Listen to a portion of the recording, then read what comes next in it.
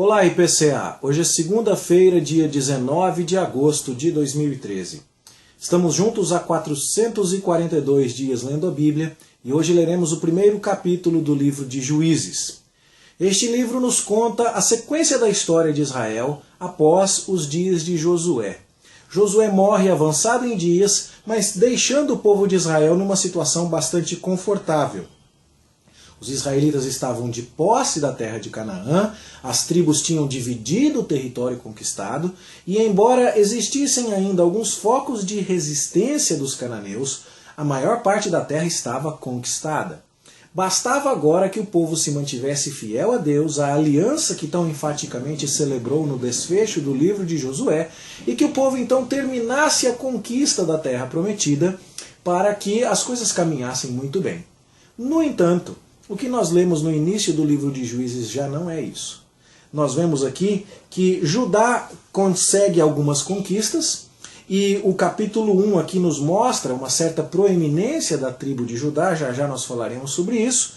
Relembramos aqui no capítulo 1 a experiência de Caleb e do seu genro Otiniel, que vai conquistar a região de Hebron e a cidade de Debir. E então nós vemos que algumas outras conquistas de Judá são narradas, e o verso 19 nos diz que Deus esteve com Judá. Mas a partir do verso 21 nós vamos ver que a situação não foi a mesma nas outras tribos. Os filhos de Benjamim não expulsaram os seus inimigos, jebuseus, e em particular a partir do verso 27 nós vamos ver que Manassés não expulsou os habitantes de Bet-Seã, que Efraim não expulsou os cananeus, no verso 29, que Zebulon não expulsou os habitantes de Quitron, no verso 30, que Azer não expulsou os habitantes de Aco, no verso 31, que Naftali não expulsou os habitantes de Bet-Semes, no verso 33. O que isso nos mostra? Nos mostra que o povo que recebeu a herança das mãos de Josué não terminou a tarefa que devia terminar. E o que foi que isso gerou? Gerou, com o passar do tempo, uma influência destes cananeus entre os israelitas. O que fez com que os israelitas acabassem se esquecendo da aliança com Deus. Justo este verbo, o esquecimento, é algo que foi tão destacado no livro de Josué com a construção de tantos memoriais. Nós falamos sobre isso no culto de ontem pela manhã, que o livro de Josué é cercado de cerimônias para a memória. A Páscoa é celebrada, a circuncisão é celebrada para que o povo se lembre que Deus vai guerrear por eles, antes das guerras. Depois da guerra de Jericó e de Ai, Josué leva o povo até os montes Ebal e Gerizim, uma nova cerimônia de renovação da aliança. Depois disso, nós vamos ver, antes disso, até estou deixando passar, o povo construiu um memorial com as pedras tiradas do Jordão para se lembrar do poder de Deus. Depois vamos ver as duas tribos e meia da Transjordânia construindo um altar em memória de que eles são o mesmo povo de Israel, que são um povo só com o pessoal que está do outro lado do Jordão.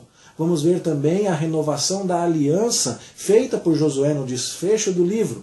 Cerimônia essa que acontece no Carvalho de Siquém, aquele lugar tão simbólico para Abraão no livro de Gênesis. Tantas coisas aí feitas para que o povo não se esquecesse. Bastava que o povo expurgasse o restante dos inimigos e se mantivesse fiel à aliança, lembrando-se de Deus, e tudo caminharia bem. Mas em Juízes nós vemos que, embora Judá tenha tido alguma vitória, as demais tribos não expulsaram seus inimigos, e o que vai acontecer daqui para frente é um ciclo de fracassos. O povo que não expulsou os seus inimigos se mistura com ele, adota a sua idolatria. Deus agora vai pesar a mão. E vai então mandar inimigos para afligir o seu povo em juízo.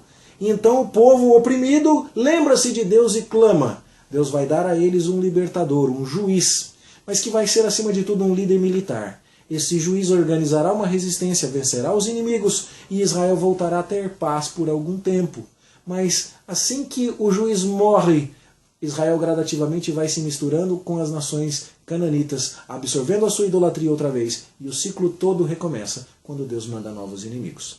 A história que vamos ver no livro de Juízes é uma repetição desse ciclo que faz com que a gente olhe para essa época com um desejo claro de que Deus mande um líder que seja mais do que um libertador militar. Mande um líder que unifique este povo em direção a Deus. E o livro de Juízes, portanto, é um grande testemunho da necessidade que Israel tinha de um rei que liderasse o povo em direção a Deus. De onde viria esse rei? Bom, o livro de Juízes tem uma redação toda particular que nos faz entender que aquelas pessoas que para nós são desconhecidas, mas que estiveram por trás da redação deste livro, tinham clara a resposta. Precisa ser um rei que venha da tribo de Judá.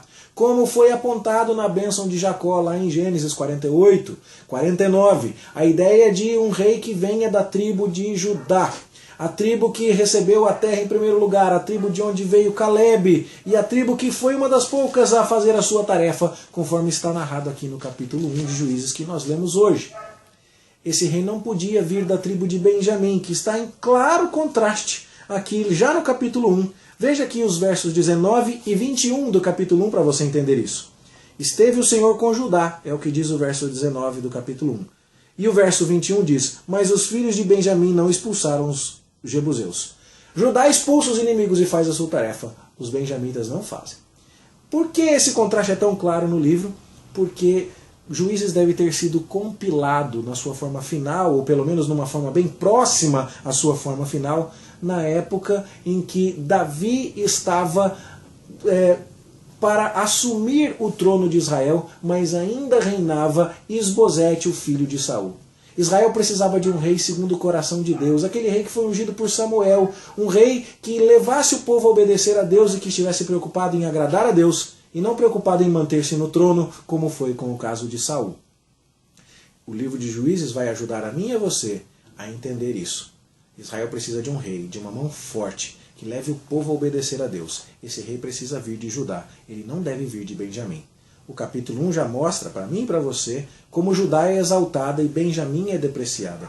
E o episódio final do livro de Juízes, onde uma mulher é mutilada e uma guerra civil é instalada em Israel e todas as tribos se voltam contra a tribo de Benjamim, vai nos mostrar o quanto a tribo de Benjamim está desacreditada entre as demais tribos e o quanto isso, portanto, deveria sugerir aos leitores de Juízes que Saul não deveria continuar na liderança de Israel.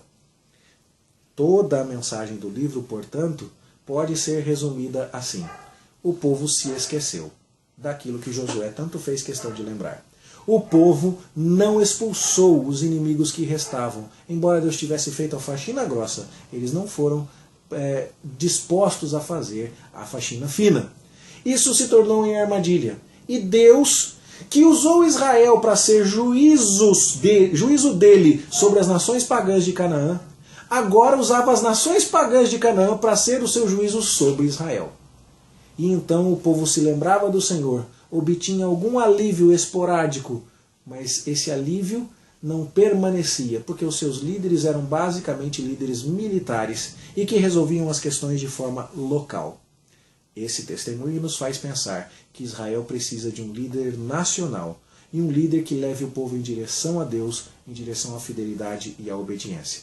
Juízes, portanto, é a transição apropriada entre os dias da teocracia de Josué para os dias da monarquia teocrática de Davi.